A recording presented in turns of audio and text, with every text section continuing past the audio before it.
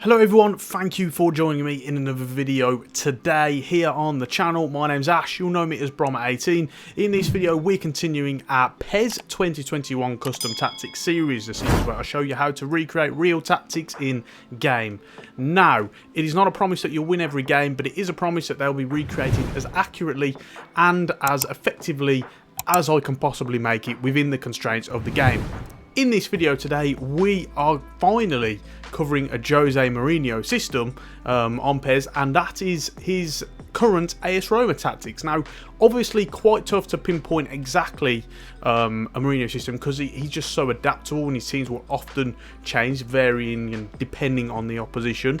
But what I've tried to do is I've tried to narrow down the principles, get a sort of a basic understanding of the regular formation that he does employ, and really work from there. So, first things first, before we do get into it, let me quickly point you in the direction of my Patreon. If you haven't done so already, make sure to check out my Patreon, because on there you'll get access to a range of fantastic perks, including my scouting package, which gives you scout reports on real players from around the world, constantly being updated every month. Lots of effort has gone into that based on hundreds of hours of my own analysis, so please do check that out, as well as my custom tactics packages where you can get access to deep dives and ratings and rankings of every tactic that I do cover, exclusive tactics videos only on FIFA at the moment, but we'll probably bring them to PES at some point in the future, as well as early access to videos, behind the scenes videos, all sorts of content, so please do go and check that out. On that note, let's get into the system. Now, I haven't really given this one a thought in terms of what the formation is. I guess it's going to be a 5-4-1, because what you've really got is you've got the 5 defenders and you've got the 4 midfielders, even though you've got sort of attacking midfielders, wing backs, etc. I'm really going to narrow it down to what is basically a 5-4-1, 5-2-2-1, whatever you really want, but at its fundamental core it is a 5-4-1. Now, we have a fluid formation that you'll notice here, and what we have is at kickoff and when out of position are the same. It doesn't really matter what your sort of kickoff formation is either, or if it's the same as when in possession. It doesn't really matter. What matters is that you've got a differing formation when in possession and when out of possession. So first things first, let me start off when out of possession, because that's very, very important. As you'll see here, we've got the 5 back. The fullbacks are, as opposed to being sort of wide midfielders, they are fullbacks, to make sure that they're bedding back in with the back line. Then what we have here with Veretout and Cristante is defensive midfielders, and these guys are going to help swarm the box, which we'll talk about in the advanced instructions later. They are going to be a protective blanket for that back 5. Make sure that they are basically screening them as well as protecting them at all times. These two then, Zaniolo and Pellegrini in this case, which we'll come on to what they're like when in possession, but when out of possession we've got them as central midfielders. Again, what we're trying to do there is we're trying to get them to track back as much as possible. Again, very important, and this is one of the principles of a Jose system, is that all of these guys, other than the target man striker, are going to be contributing to the defensive phase of the game. So as a result, they're all getting into the sort of compact defensive shape, and they'll be tracking back as well. So that's also very important. When they're attacking midfielders, they're kind of a bit further up the pitch, they don't contribute as much, whereas when they're changed to central midfielders, it means that they're going to get in those deeper positions and again help and work as much as possible. Tammy Abraham, of course, will stay as the centre forward. Now, how does this change when in possession? Well, first thing first, you'll see that these guys in the wide areas, the wing backs, I guess, the full backs, which is Karsdorp and Matis Vigna in this case, have changed to midfield. Now, why do we do that? So obviously we want them to get forward more as that wing-back role, but partly there are 2 reasons as to why we've gone this route as opposed to putting them as attacking fullbacks in the advanced instructions. One of these is that as opposed to other 3-back systems that you might come across, like a Conte system, an Inzaghi system, or one of those sort of mould, you'll find that the fullbacks in a Jose Mourinho system aren't as attacking. And so as a result, these guys, when in possession, particularly in their own half, aren't bombing on forward, aren't trying to penetrate the back line. Instead, they're coming in more of a supportive role to the man in possession, particularly the centre-back. So as a result, we don't want them getting forward as much. 2, Also, what we've got, which I'll come on to again in the advanced instructions, is that we've already got 2 advanced instructions on the defensive side and on the attacking side, which means we have no more room for attacking fullbacks. So as a result, this is the best way to try and get them more forward in a supportive role without them becoming too attacking and constantly trying to penetrate the back line. Now, with the central midfielders, Cristante will stay as a defensive midfielder because he's going to be more of that deeper playmaker type role. But Veretout becomes a central midfielder, and what that's going to do is that's going to push him slightly further up the field as compared to if he was still in the defensive midfield role, because this is something that he does, and he's scored quite a few goals performing this role. Not so much box to box anymore, but still with that sort of more of that burst of energy, looking to contribute to the attacking phases a little bit more often. What this system that I didn't mention already also does is it allows them to keep back the free in defence, because usually what would happen when Jose would play a 4-back, say like a 4-2-3-1, is when one fullback overlaps, the other one will stay back, he'll invert, and they'll often bed in and form a back three. This system allows them to do that seamlessly without having to bring players out of position and leave ones without contributing, because they've already got that free with the centre backs. So that's really handy as well. Then if we move into the attacking midfielders, Pellegrini and Zaniolo here, as you'll see, we had them as central midfield when out of possession. Now, as attacking midfielders, they're getting into the more advanced areas. They're looking to support as much as they possibly can in the attacking areas. They will often get in and around Tammy Abraham when he wins flick-ons, when he's looking to hold up the ball. These guys are the ones who are going to be supporting him in possession and looking to play off him and sort of help aid those attacks as much as possible. With them being central midfielders when out of possession, it means that they're going to get forward, often fill out that role and those instructions that I've talked about, but also track back and contribute to the defensive phase of the game as well. So that's it for the formation itself. What about the tactics then? Well, first things first, with the attacking instructions, we've got the attacking style and counter-attack. It's going to allow you to burst forward as much as possible, often trying to utilise lots of runs. It's particularly helpful for the attacking midfielders. Again, we're getting them more mobile, we're getting them forward. Again, as I spoke about, just you're looking to play into Tammy Abraham, and these guys will be running off him, and it's going to allow you to create a really effective counter-attack, as you'll see in the gameplay above me as well. The build-up is long pass. As the players look to create more space in between them, you can cover more ground in less time, cover a greater distance, and that's very, very important. Again, looking to not only play to the strengths of the team, particularly someone like Tammy, who is obviously very good at holding the ball up, bringing down those long passes, but also to help with that counter-attacking style as well. The attacking area is wide, and what I noticed about Roma often is that, again, despite the fact that they're mainly crowded out essential areas, they're looking to exploit the space that is left out wide. With more options in the central areas, the opposition naturally have to become more compact and man those positions, so as a result more space is created out wide. And what they could do is not only get the wing backs coming out to them, but also get the attack midfielders drifting out wide, which we'll talk about a little bit later as well.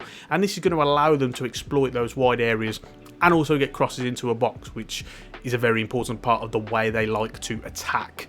The positioning is on maintain formation, again to make sure that it's very structured, very rigid in terms of the way they set up formation wise. Again, that's very, very important for a Jose system. He doesn't want players coming all out of the pitch, because then they'll lose their shape, and then if they do happen to lose a ball, they won't be able to regain that position and their positions very easily, and so as a result it's more makes them more vulnerable to an opposition counter attack. The support range is up to 8, meaning that these players, as we've already alluded to with the build-up, are going to be showing for long balls more. And again, this is playing into that part of it as well. As a result, players, you're going to find more distance in between all of them, and then you're going to be able to really support that sort of long passing, quicker, over a longer distance kind of approach.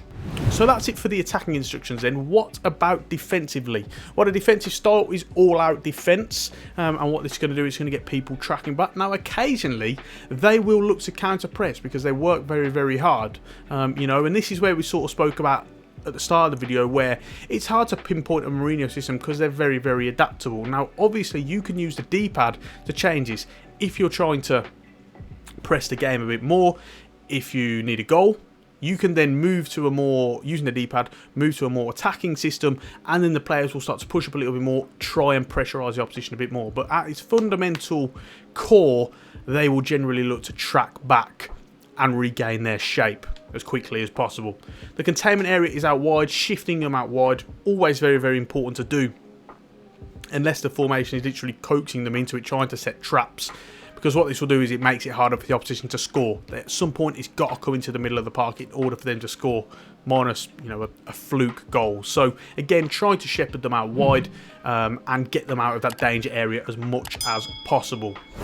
The pressuring is on conservative, again playing into that sort of Mourinho principle, because he doesn't want players stepping out too much. He doesn't want them risking being beaten by passes and on with the first touch on the player. Instead, he would rather them be more aggressive when they have the ability to, in terms of closing the player down who's already on the ball, already received it, and is looking for options and looks a little bit lost. Then he likes your players to really sort of use their body, use their strength. But when a pass is made, originally he doesn't want these players stepping out and trying to sort of coax them into that and risk leaving space and being beaten as a result. The defensive line is on 5, and what this is going to give you is a nice flat mid block. Very, very important, because it means that you're not going to be too passive if you're on a low block, but it also means that you're not going to leave yourself too exposed if you're playing a really high defensive line. So as a result, on 5, you get a really nice flat mid block that I think works out really, really well. And finally, the compactness all the way up to 10, stopping any gaps forming in between all of your players, at least horizontally, as much as possible. So as a result, what we've already alluded to is, again, just trying to force the opposition out wide and stop them playing through you as much as possible. So what about the advanced instructions then? Well, first things first, centering targets. And what this is going to do is it's going to mean you're going to get more players into the box to form crossing situations. Again, I've already alluded to it. It is probably the most important way, if not the second most important way, behind just general counter-attacking, of how they like to attack. They like to get the ball out wide. They like to get bodies in the box and put in the crosses, in just a high volume of crosses as much as possible. You've obviously got the likes of Abraham, of Zaniolo. You've got Shomorodov on the bench, should he come in. These guys all very, very tall, very good in the air. And so as a result, you've got these players who can play into that sort of approach, and as a result, make you a real threat in those crossing situations. The attack 2 is hug the touchline, and what it means is that the 2 wing backs are going to stay on the flank, and this is very, very important. Again, playing into that wide attacking approach, because as a result, these guys, both the wing backs, in this case Viña and Karsdorp, will stay out wide. They're both on the touchline, and they offer that option to switch it out wide if and when they need to, get them in as much space as possible, and then from there, you know, you should hopefully be able to attack the opposition down the flanks. Defensively, what do we have? Well, first things first is swarm the box. This is the most fundamental part of a Mourinho system. Lots of players getting into the box, being really, really tough to break down. You are literally at some points going to have 8, 9, maybe even 10 players in the box in order to stop the opposition from having any sort of space and time to get a shot away in the box. You've got to force them to take pop shots from out wide, just to take low percentage situations on, because as a result they don't have enough room to play into the box. So this is also very, very important, something that you just see throughout his teams, you know, and still in effect now. Finally, defensive 2, we have counter target. What this means is we have Tammy Abraham. When you click it, it will allow you to specify a player, and in this case it is Tammy Abraham, who will stay forward. And what this does is means he's going to, obviously he'll stay forward, but why we want to do this is because we want him being an out and out target man, where when you look to hit teams on the break, if you win it back in your own half, in your own defensive third, you can get it up to him quickly, and what that will then do is that will allow him to hold the ball up.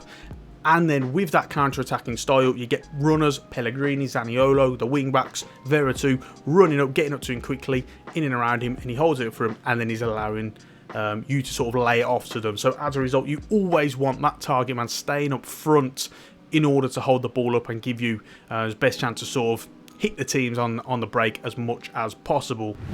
Finally, what we also have is set pieces. How should you approach set pieces? Well, first things first, for players to join the attack. For any of you who don't know, what this means is you are allowed to select 3 players who will join the attack, and it will then mean that these guys go forward for attacking set pieces, so corners and free kicks.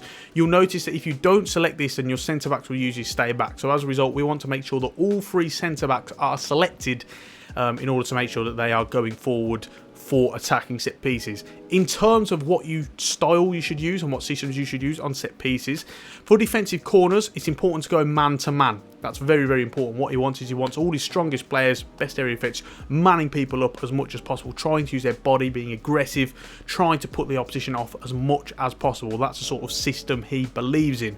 Attacking wise, there are a couple of corners, sort of techniques and styles that they alternate between. One is they like to crowd out the opposition's 6-yard box, and they like to get often Pellegrini taking it, if not maybe Vera too. He will then cross it into the 6-yard box, really close to the goalkeeper, swarm the keeper and the opposition as well, and hopefully just sort of get a scramble in. They've scored multiple goals in this way already this season coming from that, because it just causes a lot of confusion and a lot of panic for the opposition.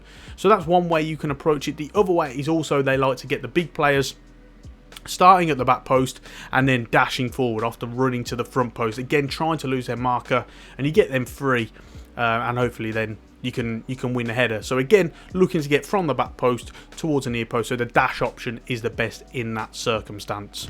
Right then, on that note, it just about rounds the video off then, guys. If you've got any questions about the tactic, make sure to let me know in the comment section, and I will do my best to get back to you. Sometimes it takes a little bit longer to get to the comments than I would like, but I do hopefully read as much as possible, providing non-slip through the net. So if you've got any questions, let me know. If you haven't done so already, make sure to subscribe to the channel and ring the bell so that you get notifications every time I upload. But most importantly, check out my Patreon as well. The link to that is down below.